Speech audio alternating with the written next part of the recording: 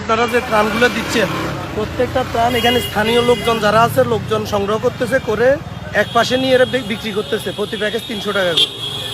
এভাবে দেওয়ার মানে কোনো মানে নাই। আমাদের ভিতরে ফুলগাজী পরশুরাম ছাগল নাই, আর ওইখানে কোনো ত্রাণই যায় নাই।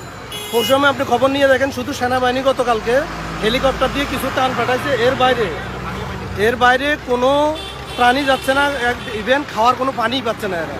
আপনারা যারা পারেন যদি পারেন ভিতরে সেনাবাহিনীর সহায়তা হোক, যেভাবে হোক ভিতরে ত্রাণগুলো পৌঁছানোর চেষ্টা করেন ভাই, এটা হলো রিকোয়েস্ট।